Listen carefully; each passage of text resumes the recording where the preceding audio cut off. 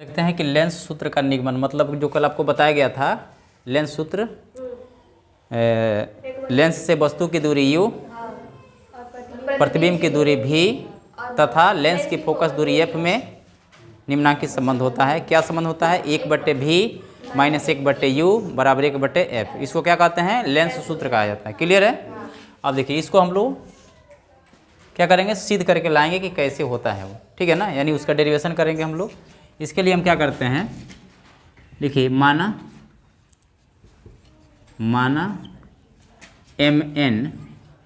mn एक उत्तल lens है, उत्तल लेंस है जिसके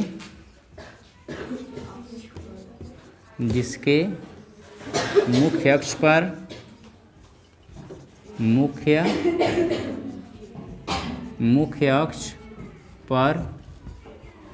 एक वस्तु AB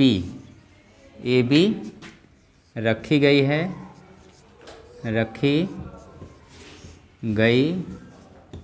है जिसका वास्तविक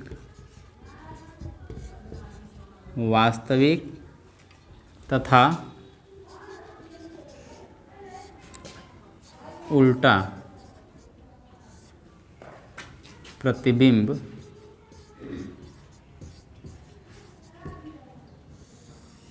निम्नांकित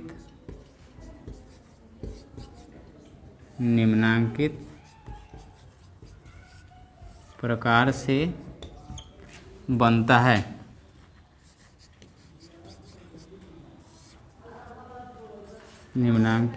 से बनता है। ठीक है, ध्यान दीजिए। यहाँ ये मान लीजिए आपका एक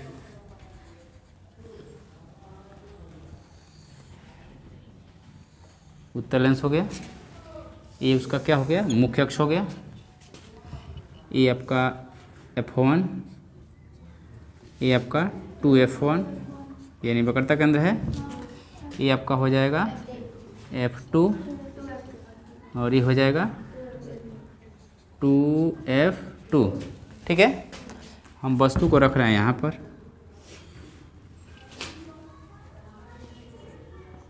ये आपका वस्तु है AB, ठीक है। इसको हम माने हैं MN, लिख दीजिए। लेंस को हम क्या माने हैं, MN माने हैं, तो MN लिख दीजिए। ये वस्तु AB है।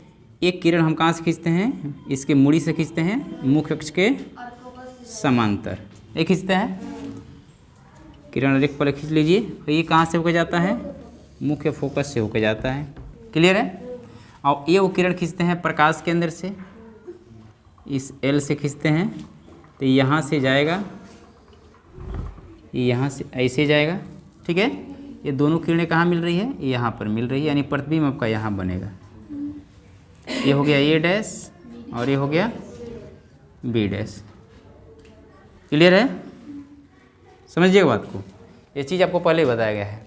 वस्तु कहाँ है, अनंत और वक्रता केंद्र के बीच में है, तो उसका प्रतिबिंब कहाँ बनता है, मुख्य फोकस और वक्रता केंद्र के बीच में बनता है। जैसे कि फिगर में दिख रहा है, ये आपका वस्तु है, ठीक है, और ये आपका प्रतिबिंब है। वास्तविक बना है, उल्टा बना है। ठीक है, अब इसमें हम लोग सिद्ध करेंगे लेंस सूत्र को, 1/v माइनस 1/u बराबर 1/f। इसको पहले नोट कीजिए। चलिए अब देखिए, यहाँ पर ये दिख रहे हैं ABL, L दिख रहा है ना, ABL क्या है, समकोण त्रिभुज है। और एक इधर आइए A', B', L समकोण त्रिभुज है। ठीक है, अब देखिए इसमें भी एक कोण 90 डिग्री है, इसमें भी एक कोण 90 डिग्री है, और ये दोनों शीर्षाभिमुख कोण से बराबर हैं। इसका मतलब तीसरा कोण भी आपस में क्या हो जाएगा, बराबर हो जाएगा। आज जब त्रिभुज में तीनों जो है कोण एक दूसरे के बराबर हो जाते हैं, तो उसे क्या कहते हैं, समरूप त्रिभुज कहा जाता है। वो त्रिभुज क्या हो जाते हैं, समरूप हो जाते हैं। ठीक है, यानी ये त्रिभुज और ये त्रिभुज क्या होंगे, समरूप होंगे। चलिए लिखते हैं, यहाँ पर लिखेंगे त्रिभुज ABL समरूप है, ये समरूप का साइन है, ठीक है ना। समरूप त्रिभुज ए डैश बी डैश और एल, ठीक है। किस नियम से होगा तो ए ए ए ए समरूपता, ए कोण कोण कोण, यानी एक त्रिभुज के तीनों कोण दूसरे त्रिभुज के संगत तीनों कोण के बराबर हो जाते हैं तो त्रिभुज क्या हो जाते हैं, समरूप हो जाते हैं, उसे समरूप त्रिभुज कहा जाता है। क्लियर है। तो यहाँ देख रहे हैं कि ये कोण इस कोण के बराबर है, ये कोण इस कोण के बराबर है, और जब दो कोण बराबर हो जाता है तो तीसरा कोण ऑटोमेटिक बराबर हो जाता है। क्लियर है। चलिए, तो ये दोनों त्रिभुज क्या हो गए, समरूप हो गए। आज जब त्रिभुज समरूप हो जाता है तो उनके संगत भुजाओं का अनुपात आपस में बराबर होता है, ठीक है ना। लिखेंगे इसलिए इसका लंब बटे उसका लंब, ए बी बटे ए डैश बी डैश बराबर ए बी बटे A dash B dash. Clear है। अब चलिए इसका आधार बी एल बटे B dash L B dash L, ठीक है ना। तीसरा भुजा भी होगा, इसका हमको ज़रूरत नहीं है, कर्ण भी है लेकिन इसका ज़रूरत नहीं है, इसलिए इसको हम छोड़ दे रहे हैं। इसको हम मान लेंगे समीकरण नंबर 1। क्लियर है। अब देखिए, अब ये त्रिभुज देखिए, ये छोटा वाला इसके सामने ये जो बन रहा है, देखिए यहाँ पर ध्यान दीजिएगा, ये भी तो समकोणे बन रहा है ना, समझ आ रहा है ना। यानी PLF2 ए डैश बी डैश F2, समझ आ रहा है। लिखेंगे पुनः त्रिभुज PLF2 समरूप है किसके, त्रिभुज ए डैश बी डैश F2 के। नियम वही है, ए समरूपता से, ठीक है, क्योंकि ये 90 है, ये भी 90 है, ये शीर्ष मुख कोण से बराबर हो ही जाएंगे, कोई दिक्कत इसमें। अब चलिए यहाँ से लिखेंगे इसलिए, तो जब ये त्रिभुज समरूप हो गए तो इसमें भी संगत भुजाओं का अनुपात क्या होगा, बराबर होगा। चलिए देखिए, तो इसमें क्या है, लंब इसका है PL अब बटे क्या हो जाएगा, ए डैश बी डैश हो गया, इक्वल टू इसका आधार कितना है, LF2 अब बटे हो जाएगा बी डैश F2। यहाँ तक ठीक है। अब देखिए, अब ये रेखाएं क्या है, समांतर है, और समांतर रेखाओं के बीच की दूरी हर जगह क्या होती है, बराबर होती है ना। तो AB और PL क्या होगा बताइए तो, हो कि नहीं होगा। AB और PL आपस में बराबर होंगे क्योंकि ये दोनों रेखाएं आपस में समांतर है, ठीक है। तो अब हम PL की जगह पर AB लिख सकते हैं, तो यहाँ से डी सिंप्लाई कीजिए, यहाँ लिखिए AB by A dash B dash equal to यहाँ क्या हो जाएगा, LF2 बाई में बी डैश F2। ऐसा क्यों हुआ है, तो यहाँ लिख दीजिए कि AB बराबर PL, इसीलिए हमने PL को हटा के AB को लिख दिया है, ठीक है। इसको मानेंगे समीकरण नंबर 2। चलिए नोट। अब समीकरण 1 देखिए, समीकरण 2 देखिए। बायां पक्ष पे थोड़ा ध्यान दीजिए, बाएं पक्ष पे ध्यान दे रहे हैं, क्या है, सेम है। तो जब बायां पक्ष सेम है तो दायां पक्ष भी क्या हो जाएगा, सेम हो जाएगा। तो अब हम लिखेंगे समीकरण 1 तथा 2 से। अब बताइएगा क्या है समीकरण 1 तथा 2 से, बोलिए। इसमें का दाहिने वाला बोलिए, इसमें का दाहिने वाला, पहला का BL बटे B डैश L बराबर उसका होगा LF2 by B dash F2। यहाँ तक तो कोई दिक्कत नहीं है। अब चलिए, अब यहाँ इसको वैसे ही लिख दीजिए, BL बटे B डैश L, इसको रहने दीजिए, ठीक है। देखिए ऐसा इसलिए रखा गया है कि सब में L आना चाहिए। इसमें L आया है, इसमें L आया है, इसमें भी L आया है, इसमें L नहीं आया है, ठीक है। L आने का मतलब ये है कि आपको बताया गया है कि सभी दूरियां लेंस के प्रकाश केंद्र से नापी जाती है, यानी L से नापी जाएगी, तो इसलिए इसमें L दिखना चाहिए। ठीक है, हाई एल से बी तक है, हाई एल से बी डैश तक है, हाई एल से F2 तक है। इसमें एल दिख नहीं रहा है, तो इसको भी हम ऐसे लिखेंगे कि इसमें भी एल दिखने लगे। क्लियर है? तो देखिए ये बी डैश F2 है, तो इसको हम क्या करें कि यहाँ से यहाँ तक नाप लेंगे, यहाँ से यहाँ तक नाप लेंगे और उसमें से हथनवा काट के निकाल देंगे, तो ये बच जाएगा ना। ठीक है, इसको तो हम लिख लेंगे LF2, इसमें कोई दिक्कत नहीं है, इसमें एल आया हुआ है। इसमें भी कर देंगे B dash L, B dash L आ गया, और उसमें से घटा देंगे, कितना घटा देंगे बताइए तो, LF2 ये पूरा ले लेंगे और उसमें से हथनवा काट देंगे, तो है ये ना बचा। तो इसका और इसका मतलब तो एक ही हुआ। अब इसमें देखो तो एल आ गया ना। अब दूरी जो है प्रकाश के अंदर से नापने में हमको दिक्कत नहीं होगा। ठीक है, देखिए कैसे नापते हैं। अब यहाँ लिखेंगे, देखिए ये बी एल क्या है, लेंस से वस्तु की दूरी है। बी एल जो है लेंस से वस्तु की दूरी है। वस्तु दूरी को किस में लिखते हैं, यू से लिखते हैं, नेगेटिव में लिखते हैं, तो यहाँ लिखेंगे minus U by B dash L क्या है, बी डैश एल क्या है, प्रतिबिंब की दूरी है। अब प्रतिबिंब कहाँ बना है, वस्तु के दूसरे तरफ बना है, तो इसको हम भी में लिखेंगे, भी कह रहे हैं, किस में लिखेंगे, प्लस में लिखेंगे, यानी प्लस भी लिखाएगा। ये सब चीज़ समझ में आ रहा है? तो बाएं तरफ का तो काम हो गया। दाहिने आइए, LF2 यहाँ से दूरी है क्या होती है, फोकस दूरी है ना। ये कौन सी है, फोकस दूरी है। ठीक है, फोकस दूरी किस में लिखते हैं, अरे उत्तल लेंस है तो प्लस में लिखाएगा जी। ठीक है ना, और वो भी वस्तु के दूसरे तरफ है तो ऐसे भी प्लस में लिखाएगा दूरी। चलिए नीचे आइए, B dash L, B dash L, B dash L क्या है, प्लस भी है, प्लस भी हो गया। उसके बाद यहाँ माइनस LF2 क्या है, LF2 फिर वही फोकस दूरी, किस में लिखते हैं, प्लस में ही लिखते हैं, तो इसमें आपको लिखा जाएगा आपका F। क्लियर है ना? अरे प्लस तो दिखता नहीं है ना, ये तो पहले से माइनस है। ठीक है, तो यहाँ प्लस लिखने की ज़रूरत नहीं है। क्लियर है? अरे पहले दिखाया गया है। ठीक है ना, यहाँ प्लस माइनस गुणा हो गया, माइनस हो गया, ये भी समझ सकते हो। ठीक है ना, चलिए यहाँ तक नोट कीजिए। देखिए अब इसको क्या करेंगे, यहाँ से क्रॉस मल्टीप्लाई करेंगे, इसका इसमें मल्टीप्लाई करेंगे तो क्या आएगा,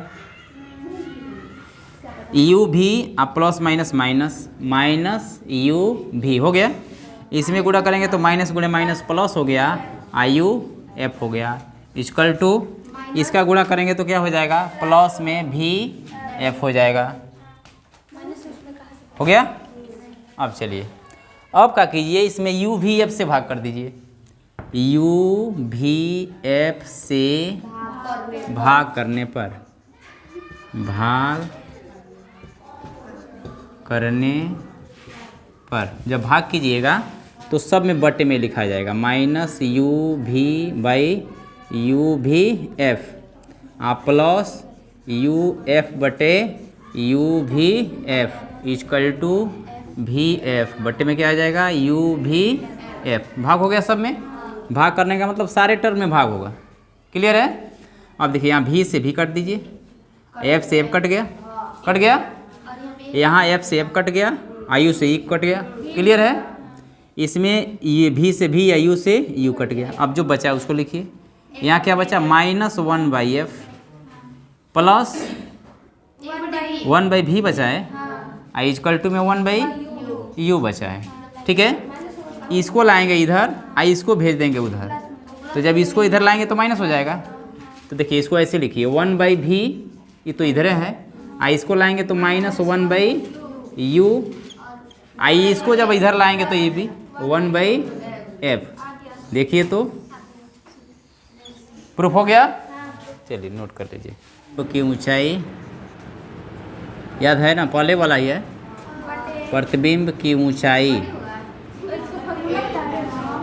प्रतिबिंब की ऊंचाई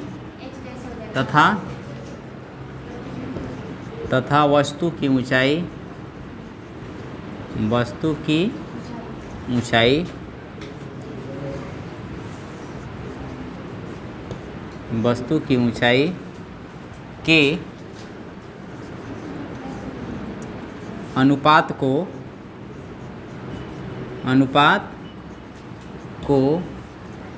आवर्धन कहा जाता है। आवर्धन कहा जाता है। चलिए देखिए, आवर्धन क्या होता है आपको पहले ही बताया है, दर्पण में ही बताया हूँ कि आवर्धन क्या होता है। बताया गया होगा कि प्रतिबिंब की ऊंचाई और वस्तु की ऊंचाई के अनुपात को क्या कहते हैं? आवर्धन कहते हैं। ठीक है, यहाँ भी सेम वही चीज़ है। ठीक है ना, केवल इसका फार्मूला थोड़ा सा चेंज हो जाएगा। ठीक है ना, वहाँ जो आवर्धन का फार्मूला बताया, और फार्मूला नहीं चेंज होगा, उसका साइन चेंज हो जाता है। ठीक है ना, फार्मूला लगभग वही रहेगा, लेकिन साइन जो है क्या हो जाएगा? चेंज हो जाएगा। ठीक है, यहाँ देखिए, अतः आवर्धन बराबर आवर्धन m, इसको किससे दिखाते हैं? m से डिनोट किया जाता है। ठीक है ना, इसलिए हम यहाँ m लिख रहे हैं। आवर्धन m बराबर प्रतिबिंब की ऊंचाई, प्रतिबिंब की ऊंचाई, आप बटे में हो गया वस्तु की ऊंचाई, वस्तु की ऊंचाई। क्लियर है? प्रतिबिंब की ऊंचाई और वस्तु की ऊंचाई का जो अनुपात होता है उसी को हम क्या कहते हैं? आवर्धन कहते हैं। ठीक है, तो यहाँ से आपका m हो गया। प्रतिबिंब की ऊंचाई को हम h डैश से दिखाते हैं और वस्तु की ऊंचाई को s से दिखाते हैं, तो m बराबर क्या हो जाएगा आपका? h। हाँ, और होता है m बराबर h डैश बटे h। क्लियर है? तो नोट कीजिए, फिर आगे बढ़ते हैं। ध्यान दीजिए, मान लीजिए वस्तु को हम यहाँ रख रहे हैं, यहाँ से किरण चलेगी, इधर से मुड़ेगी, निकलेगी इधर। एक किरण कहाँ से खींचेंगे? प्रकाश केंद्र से, यहाँ काट रही है, यहाँ पे आपका बन जाएगा प्रतिबिंब, यही ना बनेगा। तो ए आपका क्या हो गया? इसको ए मान लीजिए, इसको बी मान लीजिए, ए आपका हो जाएगा एच। क्या हो जाएगा? एच, प्रतिबिंब का वस्तु का ऊंचाई, और ए जो आपका हो जाएगा एच डैश हो जाएगा, एच डैश हो जाएगा। इसको हम मान लेते हैं ए डैश और बी डैश। क्लियर है? अब देखिए, थोड़ा सा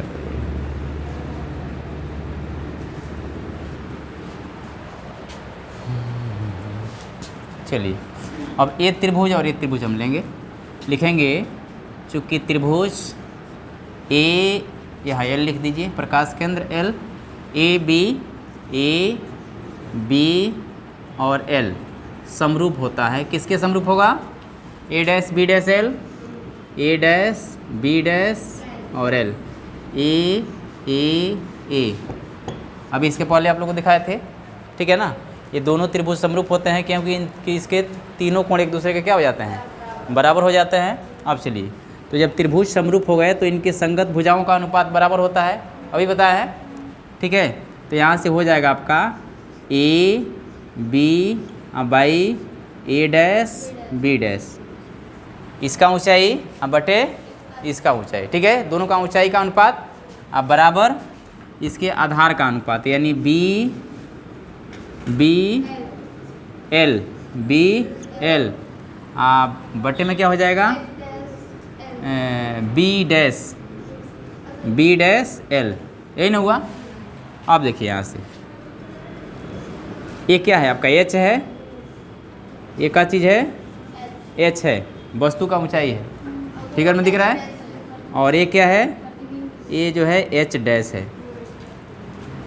यहाँ देखिए, ये बी एल क्या है? बी एल वस्तु की दूरी है, लेंस से वस्तु की दूरी है, यानी इसको लिखेंगे -u, लिखेंगे ना? नहीं लिखेंगे? अब चलिए, ए क्या है? प्रतिबिंब की दूरी है, वस्तु के दूसरे तरफ है, तो किस में लिखाएगा? प्लस में लिखाएगा, तो हो जाएगा प्लस भी। यहाँ तक तो समझ में आ रहा है? यहाँ से h बटे एच डैश, ये ऊपर की तरफ है तो प्लस में, ये नीचे की तरफ है तो माइनस में। ठीक है, इसके बदले में क्या लिखेंगे? u, वस्तु की दूरी। ठीक है ना, हमेशा माइनस में लिखाता है, आपको पहले ही बताया गया है। ये जो है प्रतिबिंब का दूरी है, वस्तु के दूसरी तरफ है तो प्लस में लिखाएगा। ठीक है, यहाँ प्लस माइनस से क्या होगा? भाग होकर माइनस हो जाएगा, और यहाँ भी हो जाएगा माइनस। इसको हम उल्टा कर देंगे, इसको ऊपर ले जाएंगे, इसको भी ऊपर ले जाएंगे, इसको नीचे कर देंगे इसको, ठीक है ना। अब यहाँ माइनस से माइनस कट गया यहाँ, और एच डैश बटे एच क्या है, एम है, तो एम बराबर क्या हो गया, वी बटे यू। क्लियर है। तो लेंस में होता है एम बराबर प्लस वी बटे यू, और दर्पण में होता है माइनस वी बटे यू।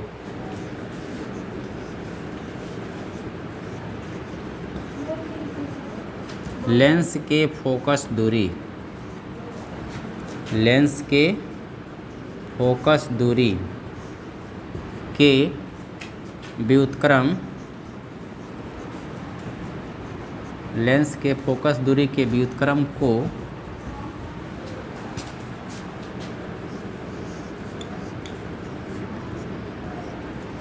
लेंस की क्षमता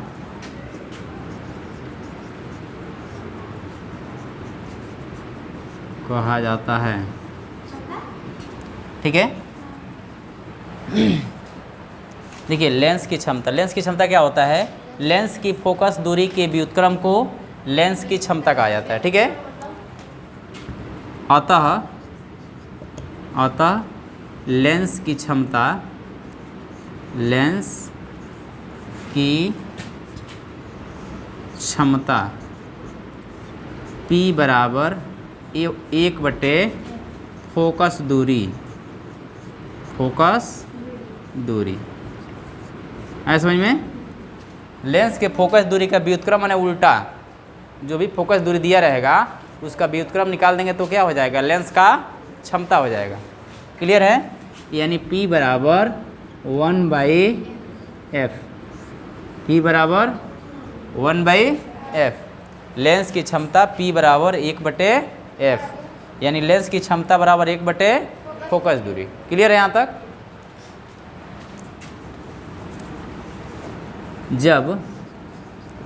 जब लेंस की फोकस दूरी, जब लेंस की फोकस दूरी,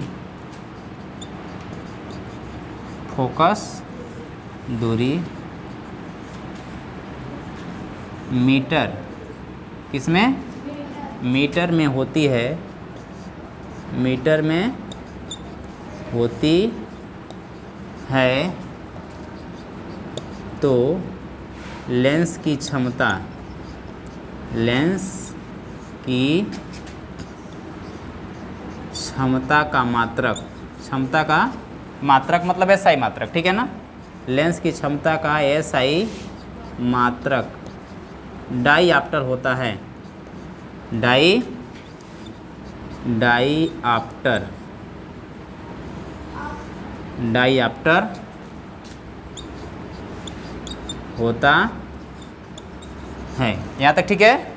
यानी जब लेंस की फोकस दूरी मीटर में होगी, ठीक है, उस स्थिति में लेंस की जो क्षमता का एसआई मात्रक होगा वो क्या होगा, डाईऑप्टर होगा। क्लियर है। जब सेंटीमीटर में होगा तब नहीं। यदि लेंस की फोकस दूरी मीटर में है और उस स्थिति में यदि आप क्षमता ज्ञात करते हैं तो वहाँ मात्रक आप क्या लिखेंगे, डाईऑप्टर लिखेंगे। क्लियर है। इसको नोट कीजिए पहले, आगे फिर बढ़ते हैं।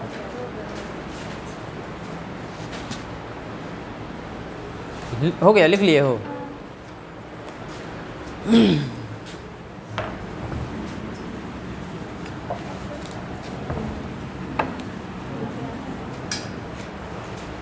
ध्यान दीजिए, आपको बताया गया कि लेंस की क्षमता का सही मात्रक क्या होता है, डाईऑप्टर होता है। कब, जब लेंस की फोकस दूरी मीटर में हो तब।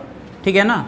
अब देखिए डाईऑप्टर को डी से लिखते हैं, इसे डी से सूचित किया जाता है, डी से सूचित किया जाता है। किसको, डाईऑप्टर को सूचित किया जाता है। ठीक है। यहाँ लिखेंगे अतः एक डाईऑप्टर बराबर 1/f, ठीक है ना, मीटर में। ठीक है ना, मीटर में। ठीक है ना। डाईऑप्टर बराबर 1/f, कब, जब मीटर में। एक को हटा दें, एक हटा दें। डी बराबर डी बराबर 1 क्या लिखेंगे एफ मीटर में, यानी जब फोकस दूरी को मीटर में लिखेंगे तो जो क्षमता निकल के आएगा उसको किस में लिखाएंगे, डी में लिखेंगे, डायप्टर में लिखेंगे, वो डायप्टर हो जाएगा, जितना होगा उतना डायप्टर हो जाएगा। ठीक है ना? हाँ टाइम हो गया का? जैसे देख लीजिए, जैसे एक लेंस की फोकस दूरी, एक लेंस की देख लीजिए, एक लेंस की फोकस दूरी फोकस दूरी